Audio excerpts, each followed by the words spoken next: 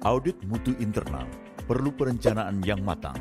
Perencanaan meliputi semua kegiatan yang dilakukan sebelum audit mutu internal dilakukan. Perencanaan yang baik akan menentukan kualitas dan efektivitas pelaksanaan audit.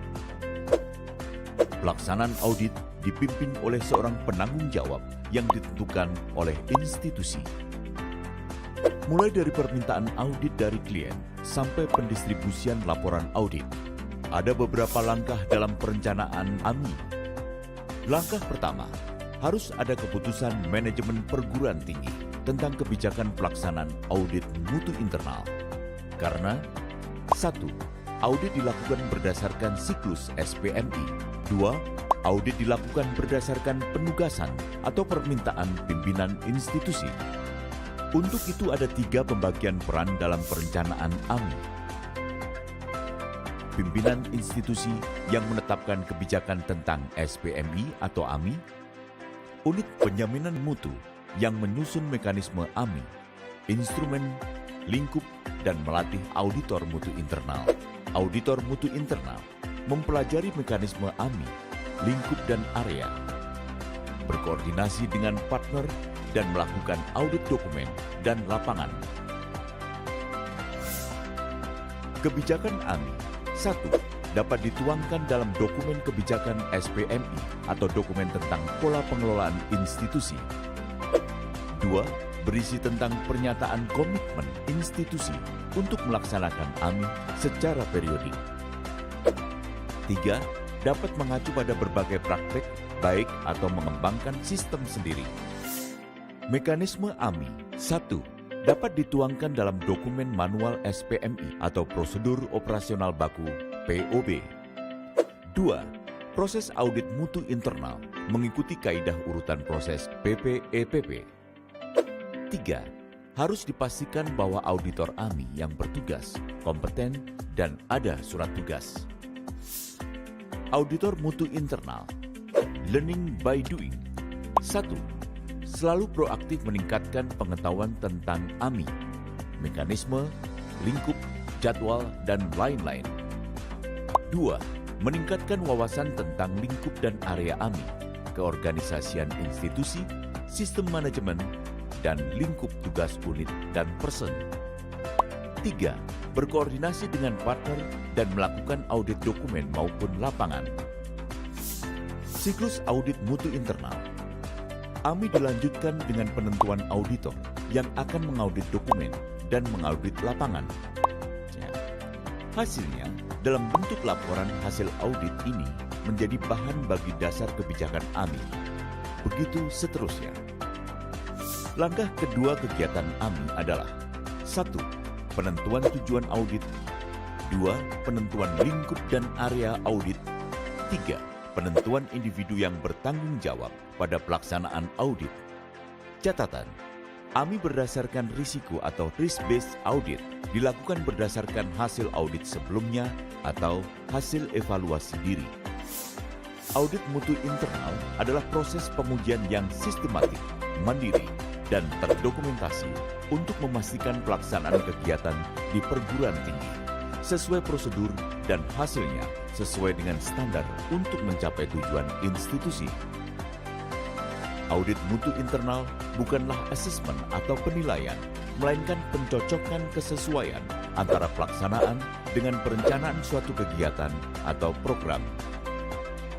Dalam sistem penjaminan mutu juga dikenal matriks penilaian sebagai laporan evaluasi diri dan laporan kinerja perguruan tinggi. Metrik penilaian itu diantaranya ketersediaan dokumen formal SPMI yang dibuktikan dengan keberadaan 5 aspek: organ, fungsi SPMI, dokumen SPMI, auditor internal, hasil audit, dan bukti tindak lanjut.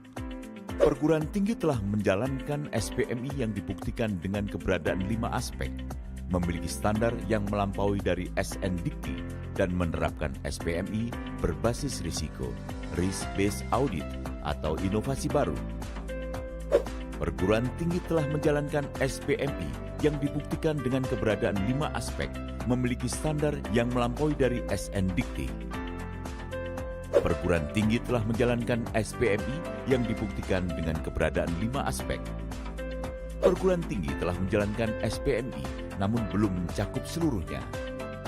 Perguruan tinggi tidak menjalankan SPMI. Langkah ketiga. 1. Penentuan auditor yang tepat. 2. Identifikasi dokumen acuan atau referensi. 3. Penentuan tanggal dan tempat AMI dilakukan. Pertimbangan-pertimbangan dalam perencanaan AMI. 1. Waktu yang diharapkan dan lamanya untuk tiap-tiap aktivitas AMI dipastikan. 2. Jadwal pertemuan yang diadakan dengan manajemen teraudit sesuai. 3. Persyaratan kerahasiaan yang ditetapkan. 4. Distribusi laporan AMI dan tanggal penerbitan laporan. Jadwal audit mutu internal dikelompokkan dalam 2 model. 1.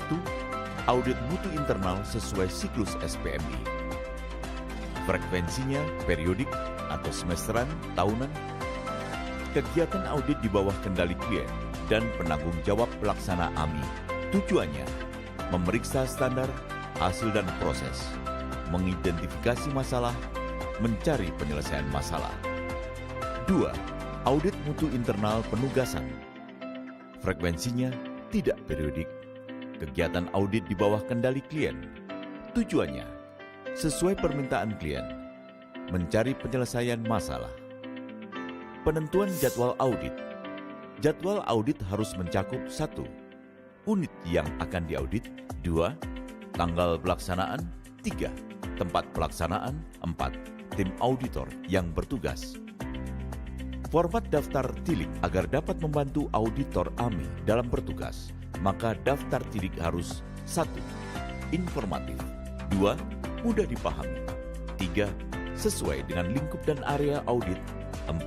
Sebagai alat pemandu audit lapangan. Pertimbangan dalam penentuan auditor AMI. 1. Tidak ada konflik kepentingan. 2. Memiliki pengetahuan serumpun dengan area yang diaudit. 3. Menguasai teknik audit. 4. Memiliki karakter positif. 5. Mampu kerja dalam tim. 6. Memahami manajemen PT. Auditor audit mutu internal memiliki kompetensi atau keahlian atau kemampuan mempraktikkan pengetahuan dan keterampilan. Auditor sebagai subjek pelaku audit mutu internal harus kompeten, memiliki keterampilan, keahlian, kewenangan, kecermatan, dan independen, tidak memihak, tidak merugikan pihak manapun. Auditor mutu internal sebaiknya 1. Berpenampilan baik, performance. 2. Mampu mengelola waktu, time management. 3. Mampu berkomunikasi non-verbal, non-verbal communication. 4. Mampu mengumpulkan informasi, information gathering. 5. Mampu melakukan wawancara, interviewing. 6.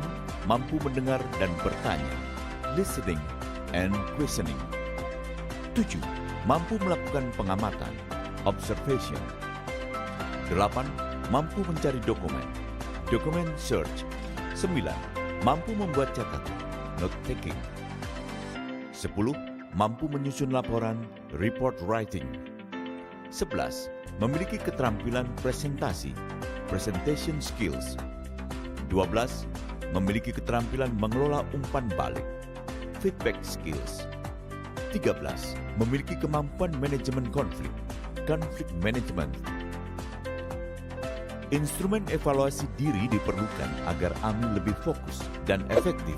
Maka sebaiknya disediakan instrumen evaluasi diri dan teraudit melaksanakan evaluasi diri. Evaluasi diri dilakukan sebelum AMI sebagai salah satu bahan audit untuk menentukan risiko. Instrumen evaluasi diri dapat berbentuk portofolio, deskriptif, dapat pula berupa data kuantitatif. Hal ini agar tergradasi sesuai harkat dan ruang peningkatan mutu menjadi lebih jelas. Instrumen evaluasi diri juga merupakan 1. Alat bagi auditor untuk melihat kelebihan dan kelemahan teraudit. 2. Sebaiknya dibuat dengan rubrik gradasi kualitas dan dibuat sesuai standar organisasi. 3. Alat untuk mengukur ketercapaian standar dikti. 4. Dalam pelaksanaan AMI, auditor mengklarifikasi bagian isian yang lemah dan memverifikasi isian yang telah baik.